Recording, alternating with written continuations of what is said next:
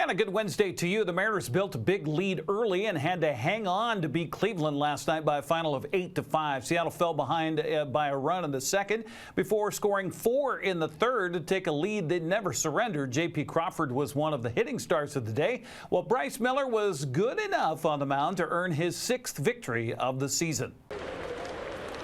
Hit hard to first. Grants goes to second. There's one. They'll get no double play. Crawford was looking to first, but Schneemann was getting down the line, and I think he beat Bryce Miller to the bag. So Guardians take the lead, give Schneemann his 6th RBI. It's 1-0 Cleveland. Well, JP worked the walk to open up the ball game. He's ahead again. High fly ball, chasing Brennan, and the center fielder Schneemann on the track, and he can't get it. It's a 2-run homer for J.P. Crawford. How about that? JP with his 7th home run, RBIs 19-20, and the Mariners have a 2-1 lead. Cal trying to bring in another run. 2-1 Mariners, 2-run homer by JP a few minutes ago. It's pretty well tagged. Giving chase Schneemann, looking up, off the wall out there. Rojas, he scores easily. And a nice RBI double and a jog to second for Cal Raleigh. That's going to get some grass right there. Cal's going to stroll home, and motoring to third is Ty France. Manny will hold him there. RBI double Mitch Garver. Ringing the bell, and the Mariners lead goes to 4-1. That struck well. Slicing drive. Schneemann going back, and that's up the wall. Here comes Demo. He's going to score. JP strolls into second. It's a doubles parade here by the Mariners this evening. Now a 5-1 Seattle lead. There's Brennan, single to center. Coming on Morelli. Oh, baby, what a play, what an effort. Outstanding work by Luke Raley. What else is new? Great job. A 1-2-3, 4th inning. Selling out, making the play. See him get one barreled up. Goes the other way, backs up. Quan is checking where he is on the wall, and it is gone. Luke Raley goes up with a home run, number 8, and the Mariner lead goes to 6-1. You get a home run, a 2-run shot by JP, and now a solo blast by Luke Raley. And here's a drive deep to left. Look at this. Bye-bye. Dylan Moore, what a night. Demo with his 7th home run. And RBI number 23. He's been on base 3 times, has scored 3 times, and the Mariner lead is now 7-1. Will Brennan kept the hands back, punches it into center field. Ramirez racing around third will score. Naylor all the way to third. And it's now a 7-2 ball game as Brennan has his 2nd hit of the night. Threw it away. He's going to give you one. Naylor scores. Brennan down to third on the errant throw by Bryce Miller.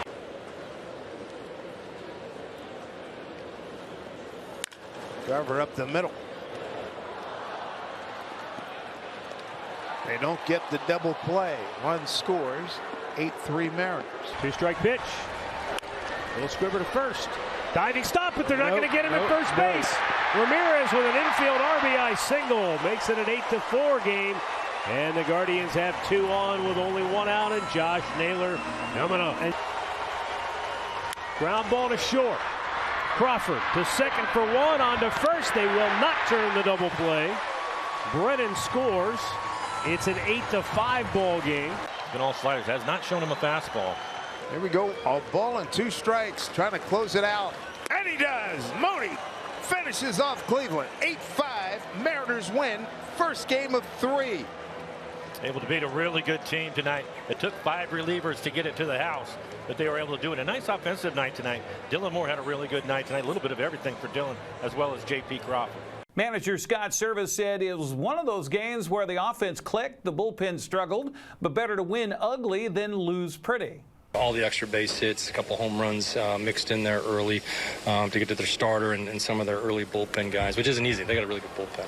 but our guys came out really aggressive tonight. It was great to see. I thought Bryce Miller threw the ball well, tired a little bit at the end. They're starting to get out in there third time through the lineup. Bullpen, it wasn't pretty. We had some very effective pivots. Certainly both got us out of a jam. Stanek got us out of the jam, and Mooney got us out of the jam. So it wasn't exactly what we were looking for, but you got to pick each other up, and that's what our guys did tonight. So not easy to win on the road. You got to score runs. You got to get big outs late in the game, and we were able to do it. I thought we were really aggressive, ready to go against McKenzie, and he didn't look like he was on top of his game early on tonight, just command-wise. And when you have a guy like that out there, you got to keep the pressure on, and we jumped on him and got some runs early.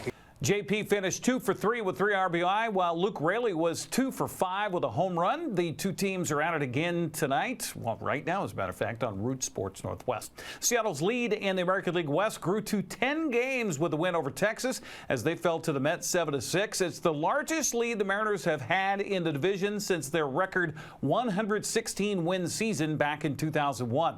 Astros fell to the White Sox 2-0. Angels fell to Milwaukee 6-3 to drop to 15 games under 500.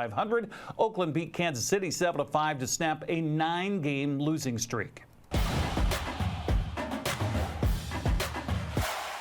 The Wenatchee AppleSox have only 4 losses on the season, but last night, their worst. Yakima Valley scored early and often in a 14-3 shellacking of the AppleSox at Yakima County Stadium. We get more on the story from the voice of the AppleSox, Joel Norman. The Wenatchee AppleSox dropped the first game of a 3-game set against the Yakima Valley Pippins with a 14-3 loss on Tuesday night at Yakima County Stadium. Wenatchee's 5-game winning streak in West Coast League action came to an end as they gave up 5 runs in both the bottom of the first and the bottom of the second innings. Antonio Gianni hit his West Coast League leading 4th home run of the season, and Luca Boscarino drove in 2 runs, but it was not enough for Wenatchee. They'll look to even up the midweek series against the Pippins as they face them again on Wednesday night at 6:35 at Yakima County Stadium.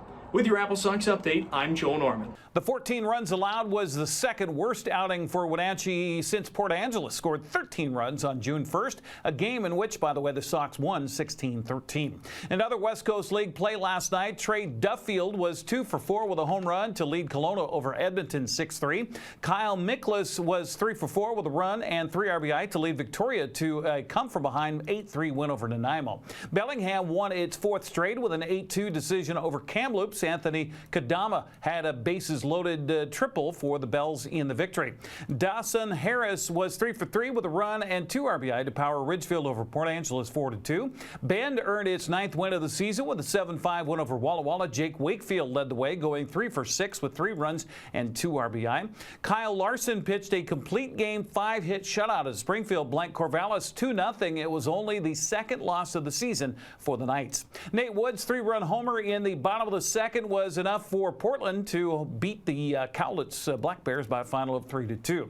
Wenatchee's 12-4 record, good enough for a 2-game lead in the West Coast League's North Division over Edmonton and Bellingham. Victoria still in the hunt at 8-8, while Nanaimo is 6-7. After falling last night, Corvallis' lead in the WCL South is 3.5 games over Portland and Yakima Valley. They're 4.5 games in front of Bend. That's a look at sports news. I'm Eric Granstrom. Have a happy Wednesday.